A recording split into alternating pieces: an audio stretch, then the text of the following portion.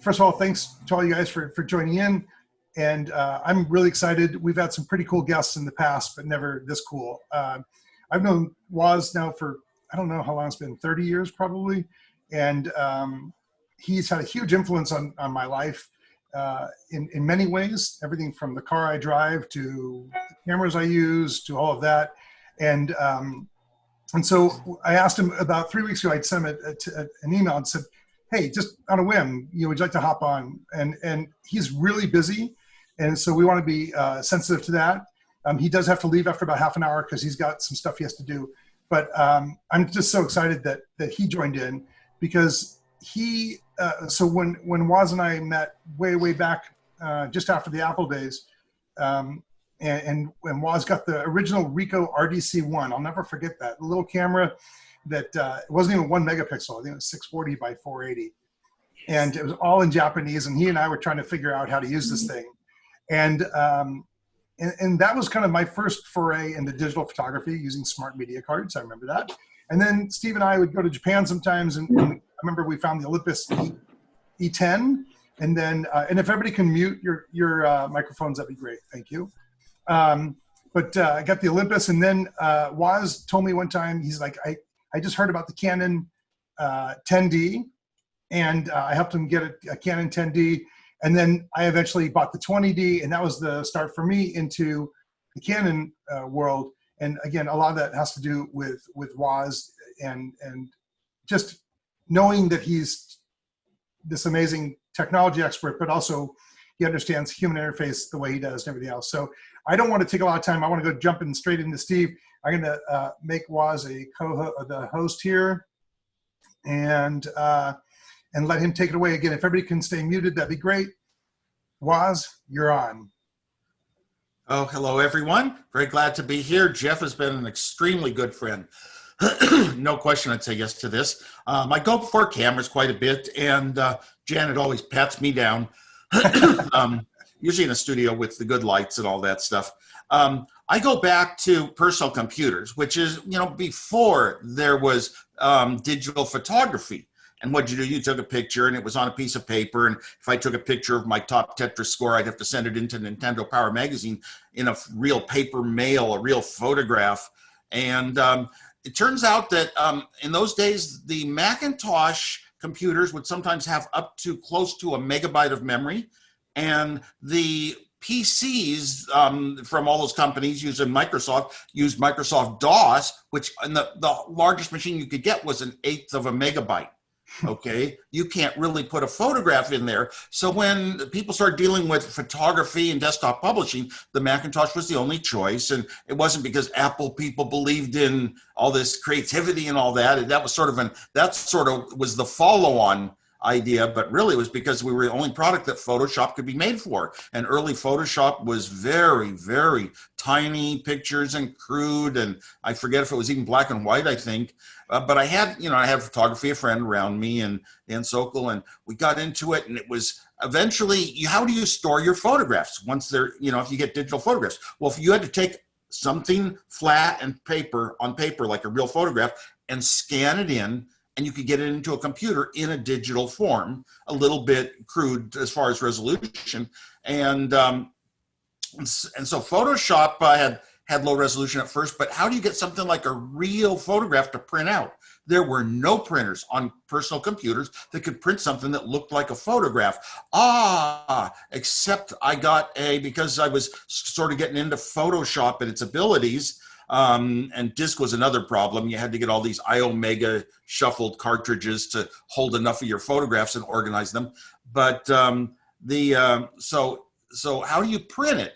And I bought a $60,000 dye sublimation printer, which had a true 300 dots per inch. Little personal jetting printers or whatever printers were around then had 300 dots per inch, but you had to dither it, and it wasn't really true resolution like that. So I could actually print things that looked like photographs.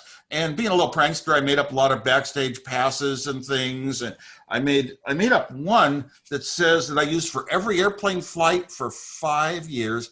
And when the Secret Service read me my Miranda rights over something else, this is the ID that I gave them. And it says that I'm a laser safety officer and I have an eye patch in the picture.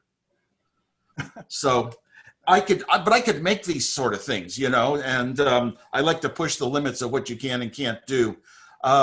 So anyway, we were getting into the digital photography, and now these little small digital cameras come out. There were really no cameras. The first ones were like the Mavica, Sony Mavica, and I got that. But all it had was NTSC out, analog NTSC television signals. Plug it into your TV on the yellow cable, and you could see your pictures.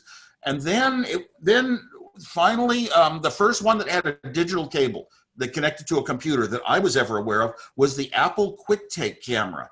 And it was actually, in the end, it was a really lousy camera, and you had to have certain software that only ran on a Macintosh that came with the camera. So you could give this system extension to your friends and show them your pictures. They could see your pictures. But other than that, you took a picture with it, and it was pretty much on your computer and for you. And it was so limited to how you could adjust it. I was teaching young kids in 5th grade to 9th grade around then. And one of the kids in my class raised his hand and said his father was the manager on it. Right. I started questioning him. Turned out his father came in. His father had been the manager on it. I'd been telling the class how lousy a camera it was. So, but we got up to the small point and click cameras, and I kind of got into that. And one of my favorites was a little Casio one. I don't know why. It just had the balance at the time of how, you use these little smart discs that could hold about, I don't know how many photos they could hold. They could hold about 2 songs maximum if it was music. That was the Casio like XLM. That was the XLM cameras that we had, the ones that you would fit in your pocket. Yep. I remember you and I had a bunch of those. Excellent. I liked it so much. I actually did a promotion on Casio's website for it. No payment, no nothing. Just this was the camera I used and loved for a long time. Sony came out with one that had optical zoom. Okay, an optical zoom, we all know that's how important that is. And the optical zoom, it was a tiny point and click camera. I call the point and clicks PhD cameras. Push here dummy.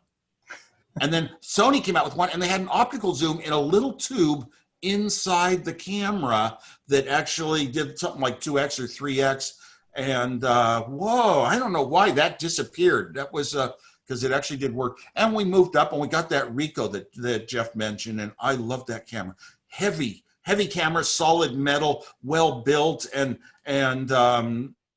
that was, I forget what it had. I think it had optical zoom or something, had some feature that none of the others had. And that was, I still keep one of those just as a souvenir in the garage. And then we got into the SLRs. Digital SLRs started showing up really weak. I mean, like the Olympus, I think you couldn't have any other lenses. Yeah, the Olympus E10 that you gave me that we started using was a fixed lens. You couldn't, and I remember asking the guys at Olympus why, and they said because they were worried about the dust getting on the sensor. So it was a fixed lens, but the optics on that camera were really, really good. It was the first time you and I had actually used something digital with that high quality, if I remember correctly. Yeah, and then it was after that time, I remember Jeff loved it so much, he got very close to the Olympus reps and was really tracking the features and what was available. And I was off into other parts of my own life at the time, but and then I tried another digital SLR. Maybe it was the Casio, not the Casio. I think it was a Canon 10D. I think was what you jumped to at that point, if I remember correctly. Yeah, but eventually, I was following articles and watching this and that, and I finally got into it. Was a Canon 5D Mark II. Is that what it was? Yep. Yeah, I'll tell you, that's a camera that was going to last 25 years and still be quite usable. I love the 2 media that it had a CF card, for bigger storage and or faster storage or something. And, but then we moved into a world that Jeff was in that I really wasn't so much a part of, but I'm watching how bandwidth became so critical and how do you get your pictures to a computer and, and what are the absolute resolutions and, working in RAW mode and all that. And I kind of backed off because I have such a busy life otherwise nowadays. So, but I keep my camera. The funny thing is, I'm one of those guys that finally, we go on trips and we carry the one good camera. By the way, I eventually I had the magician, David Blaine stayed at our house, and he got me turned on to getting a Leica camera. And I got a Leica camera, but No, I want a camera that you can really use as a person that's moving and involved, and you don't have to stop and take a lot of time to get the setting right. And you know, it was nice to have, but it wasn't really something that used a lot. And the Canon was our camera for trips, but now we just don't carry the big camera. We're more into the lightweight world, so we're not in the professional camera. We're So Steve, does that mean that you're then relying mostly on the iPhone for your photos as opposed to the bigger cameras? mostly on the iPhone. Now, I used to go on trips and organize trips with a lot of my friends, and I would be the photographer in residence and taking tons of pictures, but I would collect cards from other people and mix them all together in a final album and make sure I passed it out to all 10 people who were on the trip or whatever.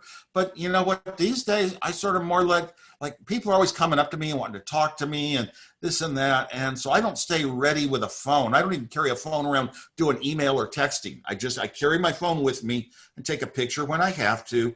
And it's usually an iPhone. I use other phones as well, because the iPhones were always rated for phone cameras. They were always kind of rated almost at the top, like second-ish place. But now I think they're rated first place since the iPhone 11 Pro. And first picture I took on that, it was a very dark scene walking the dogs early in the morning. And man, it brought out the colors and the details of dark trees in the distance. So I like those things, but pretty much if people ask me, what kind of camera phone do you use? How about this camera, that? You know what? All the phones these days have good cameras. They're all good for what normal people want. They're not like take them on, be a nature photographer. Now, I did actually attend a couple of nature photography events with the people who shoot those for magazines and all. I just out of interest, it was just interesting to see how they were and what they were like. And I never went on one of their kind of shooting safaris or anything like that, but it was kind of going through books and going through pictures and seeing what they create and what they generate and what they put their time and effort into was something. We also had a guy at Apple named Jeff Raskin who he was quite into photography, and he wanted to get the printers to come out right that were down at Kinko's or whatever, and they just didn't. And he totally revamped where the color correction was done in the digital cycle, the programming cycle inside the machine to actually get them accurate and correct and predictable and what you wanted. And we need those kind of people in the world. I remember when you had the big that $60,000 dye sub printer, and I remember Dan was trying to get that thing color calibrated, and it was a nightmare. I remember trying to get it calibrated. Like today, you just go to color calibrator and you get the right profile, you print, and it's easy. But back then, I just remember him fighting that thing tooth and nail all the time. Nowadays, buy a little scanner. I've got one, and it reads the RGBY code. And I like the way now you can buy for $10 a little device that pointed at a wall and it tells you what paint to buy. Yeah, it's really cool. Yeah, it's funny. We talk about cameras and how much on this call we all think about cameras as what we're shooting to take pictures, but you get into a new car like a Tesla. How many cameras are on that thing to determine where the car is in front of you and on the sides of you and behind you and all the sensors? Cameras have become, from the days when you and I were playing with these things, it's a whole different world for cameras, right? And you can't walk outside and not be in front of 100 cameras that are mounted in front of every house and store and road and light pole and whatever. In the computer world, though, it's a mistake to think that a camera with any software can do what the human brain can do with eyes. As far as just adjusting and knowing what's real and what's really happening there and adjust to it and what's unusual. No, the AI, what they call AI, is not I. Yeah, it's true. There's, there's so much emotion. The emotion, they don't have any emotion. There's never been a machine that said, what should I do today? What will make me happy? How can I make people happy? They don't know how to. Will I be conscious and have feelings for people? No, I don't have feelings. We don't know how the brain is wired. That's the problem. I tell people, even with light, the human eye can see stops of light, such a wide range. I can look out my window here, it's bright, and I can see it. I can turn back here where it's darker, or over here, and your eye adjusts like that. Whereas the digital camera still doesn't have that disparity where you can get really bright scene and really dark part of a scene and get it together. Yes, you could do it in HDR and all that, but you're right. The human the human brain, the human eyes, and everything are still far more advanced than the So the camera. cameras can have very high resolution ability to detect rays of light, but to actually process what it is. That's where the weakness is a lot. And you need a real human to say, what is emotional? What a great shot. What is the right angle that makes sense and all that? For example, Google can be shown 80,000 pictures of dogs, and Google can recognize a dog faster than any human in the world. Sounds intelligent. The only trouble is Google can't tell if it's a picture on a wall or a real dog standing in front of the wall. And a 1-year-old infant, you say, that's a dog. And they instantly know, oh, it's got these things like my arms and legs that are sort of soft and sort of hard and sort of flexible. And it has a brain and it decides where it's going to go. It has eyes, A child instantly knows what a dog is. And Google can only, with artificial intelligence, can only say these pixels should add up to some type of thing. And it's only what you've been trained for. No, artificial intelligence has some weaknesses that we need the real human photographers, for all the images that we see in this world, really, that are presented to us. Well, it's interesting because technology has advanced, and we've talked about this on the Zoom call in the past with eye detection and all this stuff. It's amazing. And it doesn't supplant the fact that you still, as Ansel Adams said, the most important feature of the camera is what's 12 inches behind it, right? It's me or you or someone in what we're thinking about in our composition and how we're building that image. So I have a question for you on the quick take, going back way back to the Apple days. Do you wish that Apple had continued in digital photography and advanced and been maybe up there with Canon, Nikon, and Sony and everybody else? Or what do you think? I do, although Apple was kind of past the stage that one person driving a project or a group could create new cameras. Apple did not create the quick take.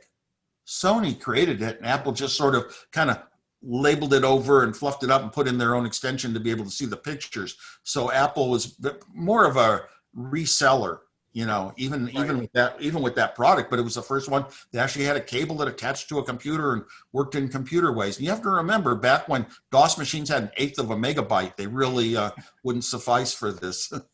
So I remember, well, when you had that color printer, I think you were using the SideQuest 45 megabyte cartridges, which were really big, and today you'd fit one digital image on that whole cartridge. But back then, but when, it goes back to when we started Apple, the amount of RAM memory that would hold one song cost nearly $1 million. Did you foresee the day that you would have 500 movies on a little micro SD card?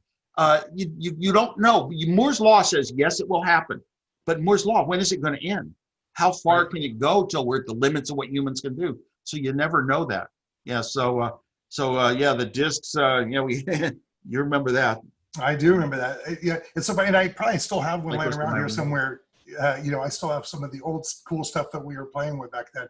Carl actually asked if, do you think technology is moving in the right direction, or do you think it should be moving in other directions right now? Like, I just watched Social Dilemma, which you're in, on Netflix. And it was really interesting, talking about how social media was supposed to be so positive, but now is being used in, or not just used, but just there's a lot of negativity that goes along with it. Do you feel that technology is going in the right direction? I mean, I know that you and I talked back before about digital cameras and GPS and DVRs being kind of life-changing. And to me, those are all moving really forward. Are you worried about where it's going? The smartest people in the world, the smartest thinkers about humanity, and humans should always be more important than technology. Those people, Asa Raskin was one of the ones that put on a big event that was part of the Social Dilemma movie, and Jeff Raskin's son, and he was just amazing person. These are the smartest people I know in the world, are very concerned about where technology's gone, because we wanted to create technology for technology's sake. Here is a product you can buy, you can own it, and it will do this for you. And we can't do that now. We can say you sign up for a subscription and we'll do things, and we own anything that you give us, and you don't own it anymore. And no, it's a lot of sadness. And then how you can be deceived, and and look at the entanglements you get into on Facebook groups or discussions. I dropped my Facebook. It's not the world that we technologists envisioned. We also thought it was a type of freedom. Electrons can be put on wires and transmitted in certain ways anywhere in the world with this thing called the internet. We can share things freely. We don't have to go through book publishers. We have new ways to live our life. And then slowly, we escaped See, we escaped the impediments of the big companies that control things and the governments that control things. But now the internet is used more than ever before to control us and watch over us and see everything. And so that bothers me. It's probably my biggest bother in life. And it's hard to see a way out of it. Some people talk about an internet 2.0. That's a very free one. You know, pop on and send your pictures and nobody else is getting them and all this. But it's hard to get to that internet 2.0, and the governments will stop it if it ever comes up because it's one where they lose power. Yeah, I agree with that. And the movie was really interesting to me. It definitely opened my eyes, and I changed some settings after that. And it definitely made me, I mean, I'm not a huge, I use social media for the photo business, as you know, Steve, that, you know, I post images and, you know, tell people when I'm blogging and stuff, but I don't spend tons of time just kind of scouring what everybody's doing, just because I find that it's kind of depressing, because no one posts the bad stuff. So you see everybody's great stuff, and when you're having a bad day, you start thinking, oh man, you know. Jeff, a lot of what gets me is, you know, well, snake oil salesman and all that kind of thing. But when you press like, if you post a photo and I click like, it's in my heart, it's a message from me to you. I like what you did. You know, it might be 50,000 people posted like on something. Like doesn't go to the person who posted it. Like goes to the advertisers. Right. Well, and honestly, I mean, we deceive ourselves. I want a personal connection, and I'm really not getting it. Right. And that was, I think that's the most important thing about this whole COVID thing, is that it does make us reach out to those people with a phone call or something real. Like when you email me, which you've done, and said, like, I really like that blog post that you just did, or that particular image, that means a lot more to me than, because I don't look at who liked everything, because they have to go through that long list. But getting a personal message from someone versus just a click on a like is really different. And I think it should almost be called anti-social media, right? Because it's Sure. making us all more anti-social. I like that. Old school email, it gets around it the best to be more like what we started out with as a peer system. So are you doing lots of photos? I know, how many grandkids do you have now? 4. And Just 5 is coming, is that right? What?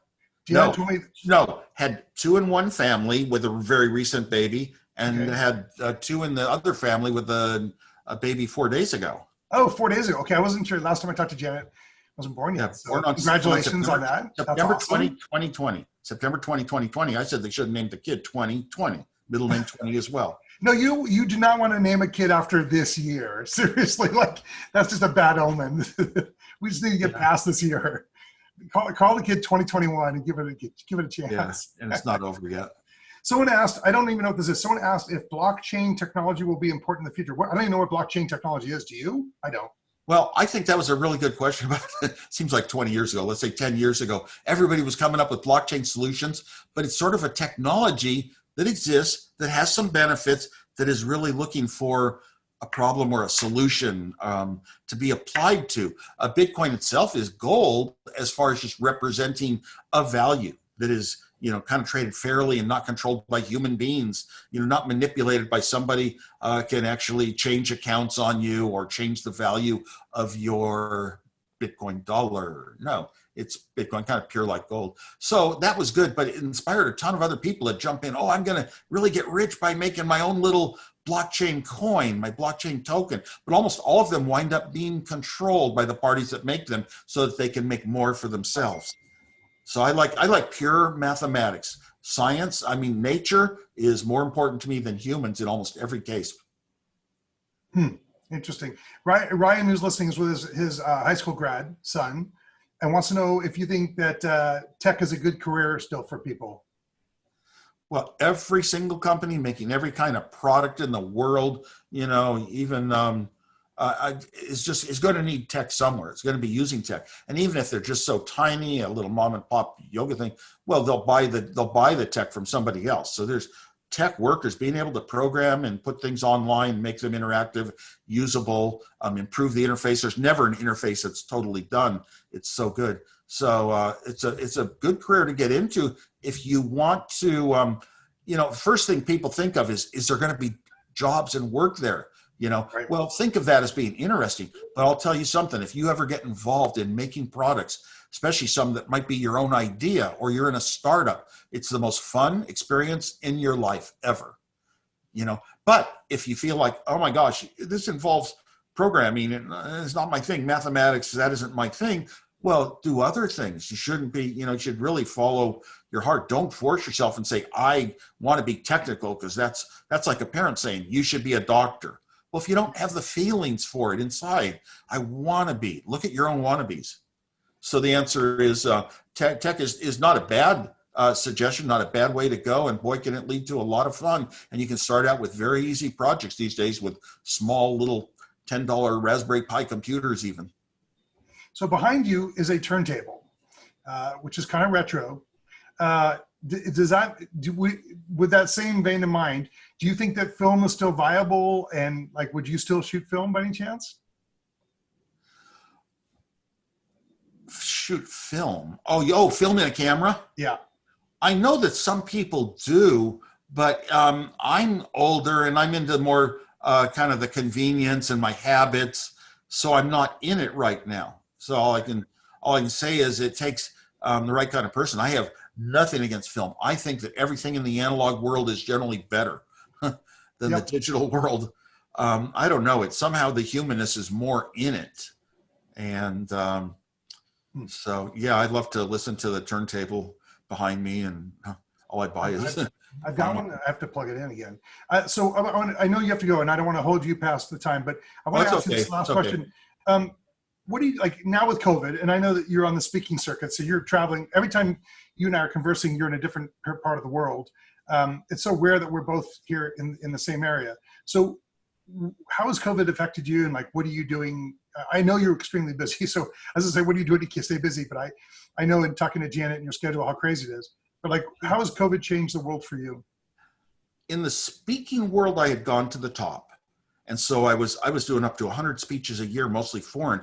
Every airplane, every flight, every airport in the world, every airline.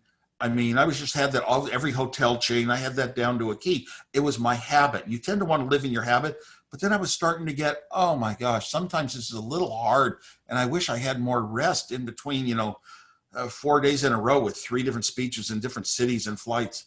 And so COVID kind of hit me nicely in that way, because the speaking was a big part of my life. Another big part of my life was going to concerts, dozens of concerts a year with Janet.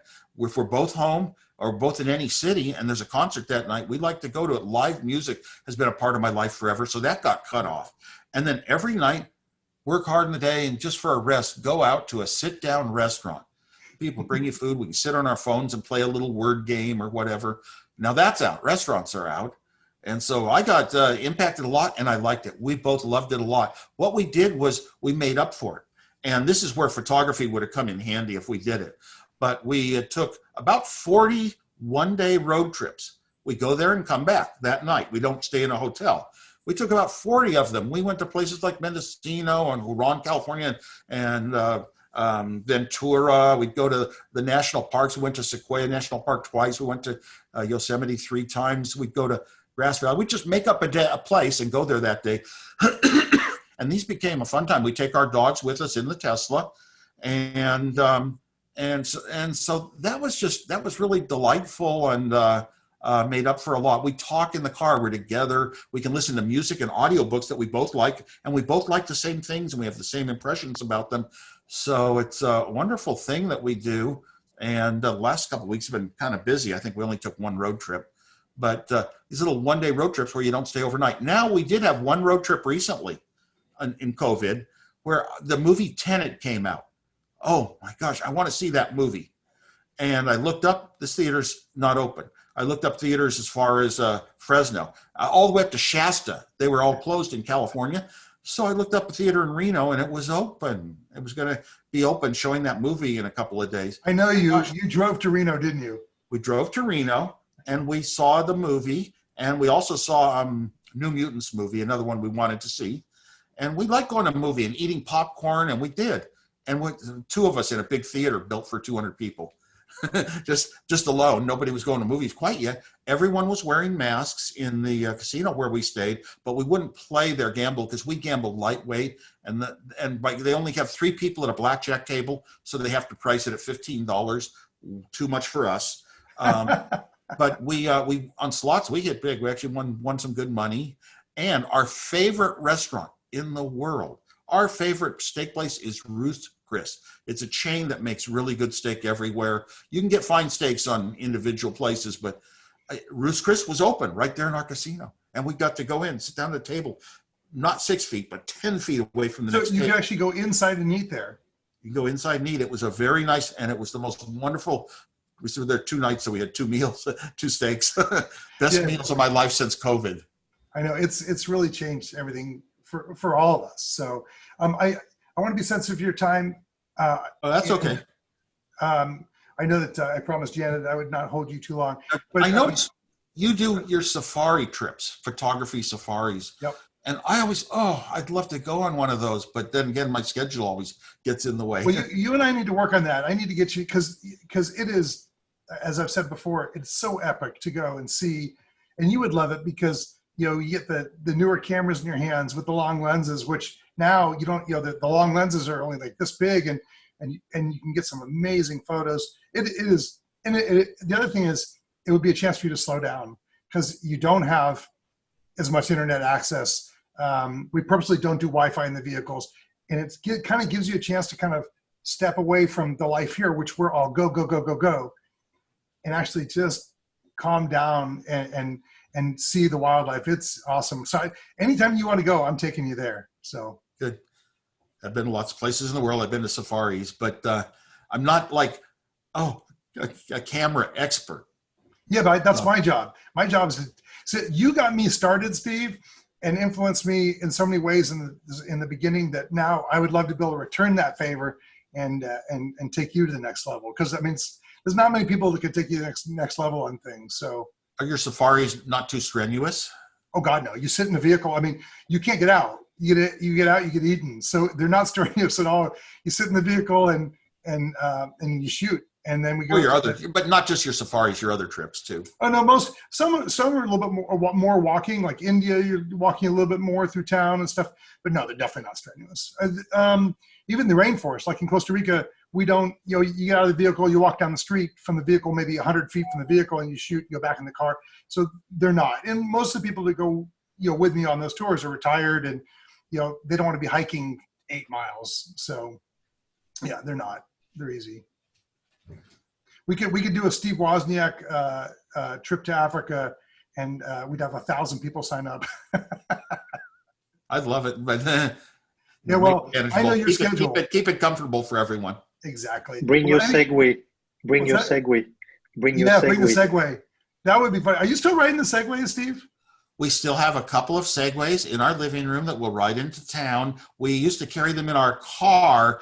And then changing cars around, it was more difficult to get 2 Segways in the car. And it was only the older model that we could lift up, and the older models tended to eventually go bad. So we still have Segways, but we dumped about 12 of the older model ones just recently.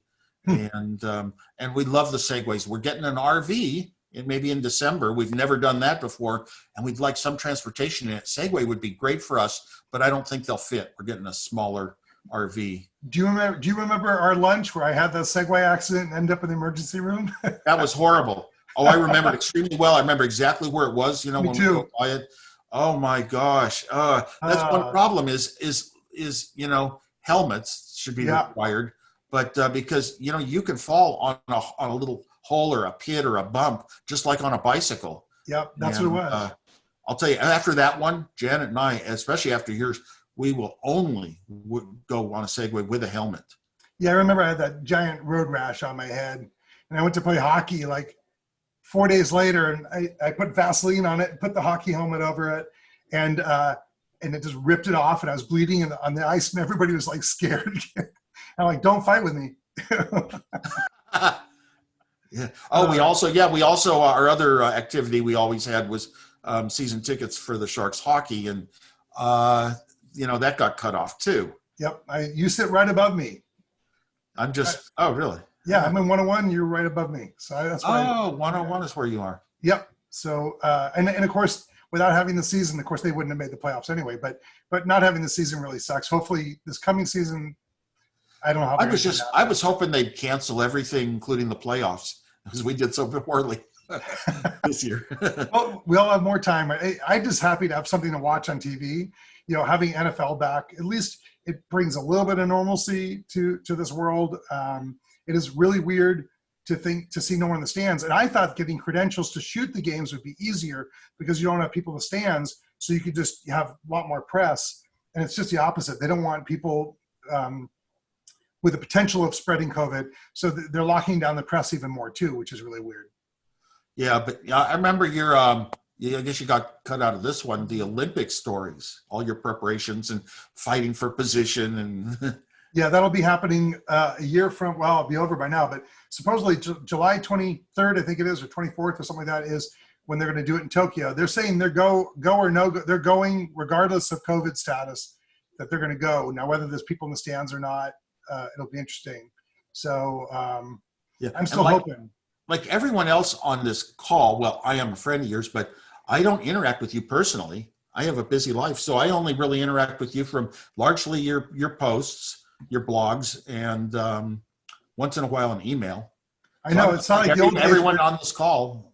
I know, it's not like the days where I used to see you every day for years, and obviously, well, on a normal schedule, your travel schedule, my travel schedule, like I said, the odds of us being in this area at the same time were almost none. It was that tough, and like I said, people think I travel a ton. You make me look like I'm staying at home all the time. Well, you certainly become an expert in your field.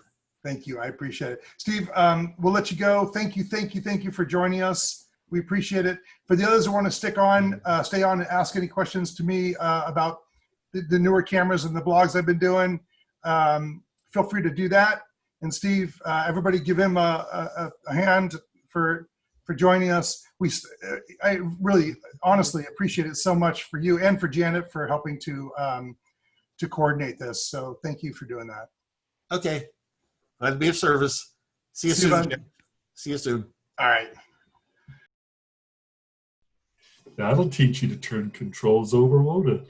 Seriously, that's so funny because I made him the host. So then he said he was done. It was like, boom. That was the co-host function. Oh, that's classic. Hold on. Let me make sure this is. That was cool though. He's a great guy. I mean, he really is. It's the influences that he's had on me, as I mentioned at the beginning, has been. I mean, everything from when the Acura NSX came out back in '91, and Steve he went down to Acura and he saw the NSX. He's like, I got to have one of those. So he bought one, and then they came out with different colors. So he bought. First he had a silver.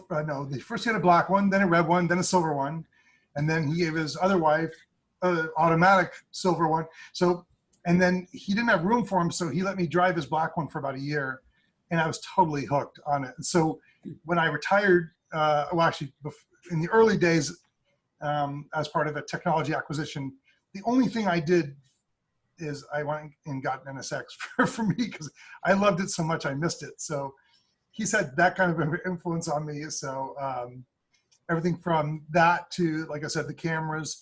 And the other thing that Steve does that's really different is that Steve likes to have spare stuff. How do you explain this? So like you and I might have a laptop that we use. Steve likes to have an extra laptop spare in case something goes wrong with one. So like that's why he would always buy like extra digital cameras. He'd give one to me and say, Jeff, tell me how this works, or can you find out, convert some of the Japanese stuff to English or whatever it might be. So my initial, like when I would go to Tokyo with Steve for the weekend and go shopping, and we'd, buy 5 of everything, and it would be fun because I come home and I'd get a lot of that stuff to play with. But he's just had that kind of influence that to get me started. And I actually do that with spare stuff. I can't afford to do it with $5,000 or $10,000 parts. But if I like something, I will buy it, an extra if it's inexpensive, just to have it, just in case, kind of thing. I have a funny story, but there's a website called MobStub, and they sell like really cheap stuff, and they have this watch which looks like an Apple Watch, and it was like $30-something, and I'm like, it can't be good. I had to buy it just to see, and it actually, shockingly, is a pretty cool watch. It does like almost all the stuff that an Apple Watch does, not quite, but I mean, it does the tracking of the steps and sleep and everything else for like $30-something. And I just had to buy it just to try it. So Steve has worn off on me a bit in that respect, which is kind of funny. But it was cool it was funny when I sent him the message and said, would you like to, join us? And he wrote back almost instantly and said, sure. I'm like, okay, cool. So, Scott, I see that you're on here. You're working for the electric car company, right? The other one? Yeah, I'm working for the other one. What's the name of the company again, Scott? It's Lucid, Lucid. And when are they going to start shipping cars? We are going into production the end of Q1 of next year. So we're building all sorts of betas and putting them through the crash tests and things like that. Phenomenal car. Luxury.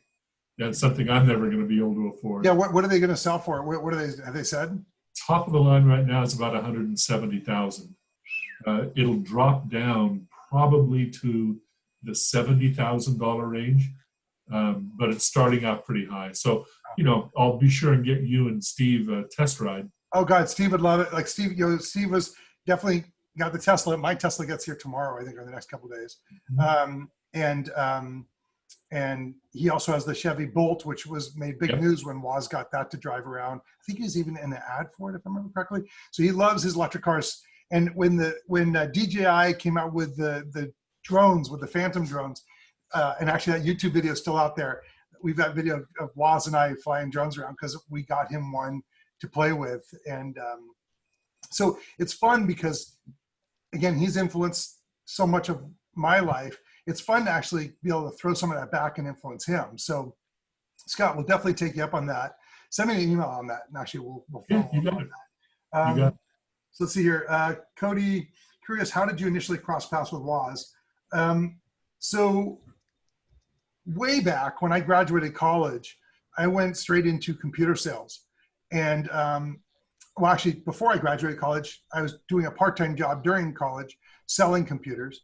And the Apple IIc had just come out, and I really liked it, and I wanted one for school, and I had saved money doing a paper route, so I bought an Apple IIc. And I got that and Apple Works and a couple other programs, and I really was like learning it. And every time I go into the store, they'd say, hey, Jeff, some guy was asking you, how do you do this in Apple Works? And I'd say, oh, you do this, do command this, whatever.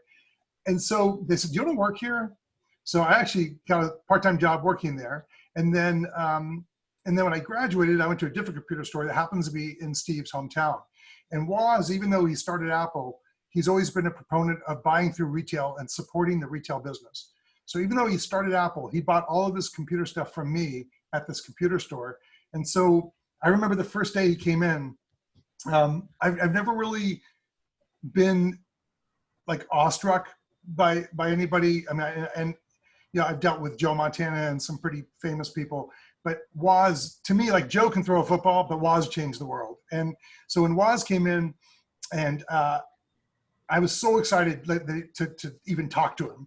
And I started talking to him, and he started asking me questions, and I thought, uh-oh, is he testing me? Or like what are we doing here? And I knew the answers, and we just instantly had a bond that we liked each other. And from that day on, he would contact me when he needed computer stuff. So he'd call me up and say, hey, Jeff, there's a school that needs 15 computers. I want to outfit the whole school, because that's the kind of guy he is. And he'd call me up, and I would get him the 15 computers. And then when the cell phones came out, I still have in my drawer the Motorola StarTAC. It was like $3,000, little flip phone. And Woz got me one because he wanted to be able to get a hold of me whenever he wanted.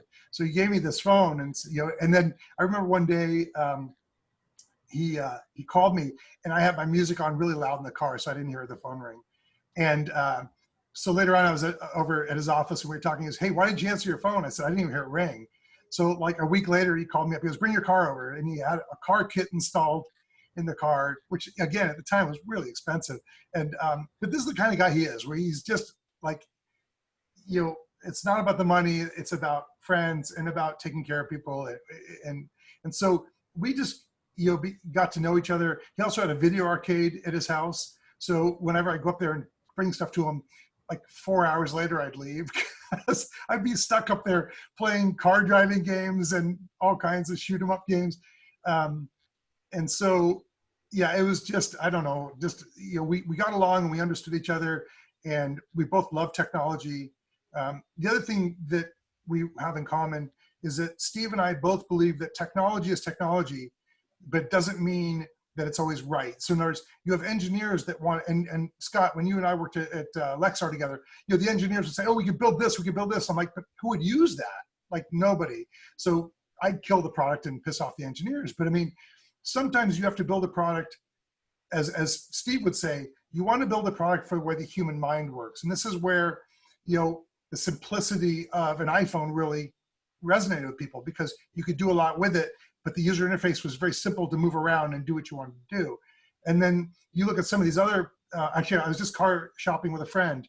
So we went and looked at the Tesla, which is just a simple display. And then we went and looked at a new Mercedes SUV, and there's like 500 buttons all over the dashboard, all over everywhere. And it's like, I looked at the dashboard of the car and I thought, this is crazy. Like, this is complete mental overload.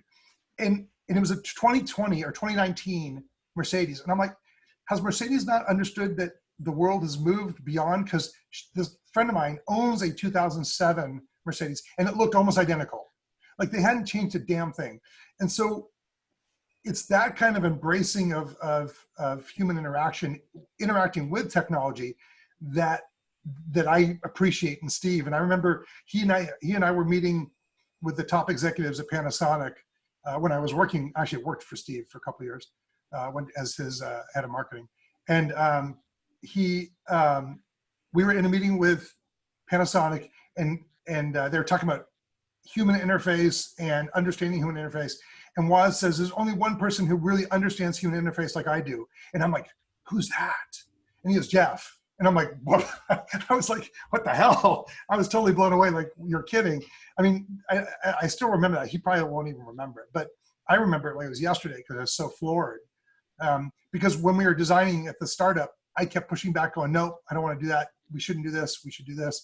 And so it was, but that's the long answer to how we met. And we've just kept in touch. I photographed some stuff for him. I did his 60th birthday party, a surprise party for him way back, some other things for them, just as a favor, because, you know, they've been so good to me. So Sean says he did buy a Prius. I remember that. Yeah, he had the Prius, the Hummer. He had all kinds of vehicles. Yeah. I mean, Steve's a different guy. You know, you could tell the way his brain works that, I mean, he's way smarter than any of us on this call. You know, he's just, he has that innate mathematical mind. Like, I'll never forget driving with him one time when we were talking about something, and he just stopped. I go, what? And he goes, did you see that license plate? It was all binary numbers. Like, that's the way his brain works. And of course, you know, I'm still thinking, like, what's for lunch? So, you know, he has that, I mean, he's so far advanced in the way he thinks, and having conversations with Steve is different because his brain works. You know, everybody, you know, my family thinks I'm so ADD and just go. And, you know, Steve makes me look slow. So that's the thing that surprises me is his technology and intellect, his adeptness in that vein is paired almost with the same magnification of his humanity and interest and connection, right? That's a unique combo. Yeah, so, you know, the thing about Steve that makes him really unique, you know, it's interesting to look at the difference between Woz and Jobs. Steve Jobs was way more, I mean, still a genius marketing-wise and business-wise, but he wasn't, I guess I should be careful saying this, but he wasn't the nicest person, right? Whereas Woz always thinks about people. Woz is, you know, concerned about, like, he likes to do practical jokes, but never to hurt anybody, ever. And Steve is, you know, he's such a generous guy where he would donate $100,000 of this stuff to a school without a blinking of an eye. And never taking credit. And that's true. And right. And he wouldn't sit there and say, hey, I want a plaque on there saying donated by Woz, or I don't want the room to be called Woz Library. That's just not the way he works. And I remember asking him way back, what happens if you run out of money? Because there was a point where he was spending more than he was making.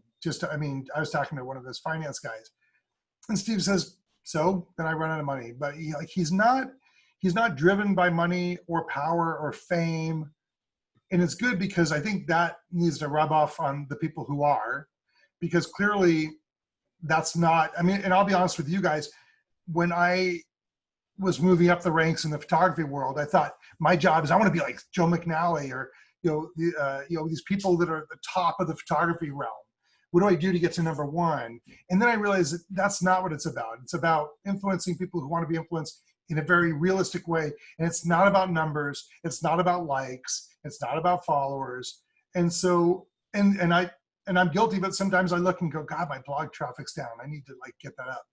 And then I have to bring myself back down. So Steve's good because he makes you realize that, like I'll say to him, you changed the world. And he goes, nah, I just got lucky. Like, and he's not BSing us. He really just says, I wrote a schematic that worked. I was going to give it away. And then Steve Jobs took it and made money out of it, And when I asked him why he left Apple, this is years and years ago, I said, hey, Steve, why'd you leave Apple? And he goes, I'm not an executive. I'm an engineer. So it was that simple to him. Like, I don't want to run a company. But you think about that, most people would never have that feeling. Most people would be like, no, I want to be famous. I want to run a company. I want to be a CEO. That's just not who he is. So, and I think that came through in just now in the way he was talking, he's just a regular down to earth guy, which I love. So how are you going to top this with the next Zoom call? I thought of that. Who do we call it? Queen of England might be available. Who's that? Queen of England might be available. Okay, we can go for that. We're definitely not going for any presidents of the U.S. Let's see. Jeff, I have a suggestion. Yeah, what do you got? Bill Atkinson. Ooh, that'd be good. Do you know his work in photography? Oh, sure. Yeah. Actually, but this there's also some famous musicians who are great photographers. That would be interesting too. You know who fits that bill and is topical would be Philippe Kahn. Philippe would be local. Interesting too. Yeah. He invented the phone camera. Yeah. You guys have to email me ideas so I can, or just put them in the chat, I guess, here, and we could, that's a good idea. I know I thought about that. Like topping this one's going to be tough because, I've known Woz for so long and he was gracious enough to do it. We might be able, I've got some other things in my sleeve, but I'm not going to make any promises because, this was a tough one to top, but I'm just glad that he joined. I'm glad you guys got a chance to have a chance to be kind of one-on-one with him, because it's in this COVID world where we are doing things like this through Zoom. We can at least do that, trying to get everybody in a room, especially when Ian's in Europe and all these people are spread out, Dennis as well. It's nice to at least have this opportunity. So, but that would be cool. I'll have to think about who we have next. Probably next though, might just be me on the next one, because there's a lot to talk about with the technology and stuff that's happening with. I will have the Canon 100 to 500 lens, I believe, in the next week. That'll be interesting to kind of do some test shots of that and look into that. There's some other stuff too that I'm testing that I can't talk about yet, but maybe, so we might kind of go with that for a week or two more before I line up. I do have a great National Geographic photographer. I won't name him, but he and I have talked and he'd love to do it. So we might get him on one as well, but he's still not at Woz's level. So I'm not going to make any promises because that's just too tall order to try to do that. So I'm reading your comments here. So Sean, if you want to reach out to Phil, that'd be great. That'd be cool. And Michael, you're welcome. We'll go ahead and end it here, and we're 1 hour in, and I will put this together, and I will condense this and put it on YouTube. So if you guys have friends that want to check it out, they can do that. And I hope that everybody has a good week or two. I don't know when I'll do the next one, probably another week or so. And then I'll let you know who the next guest is, so, or if there is one. But thanks for joining. I hope did everybody have a good time with Steve, hopefully? Thanks, Jeff. Yeah, that was fun. Good. Well, we will see you on the next one. See you guys. Much. Yeah. Bye. Bye. Thanks.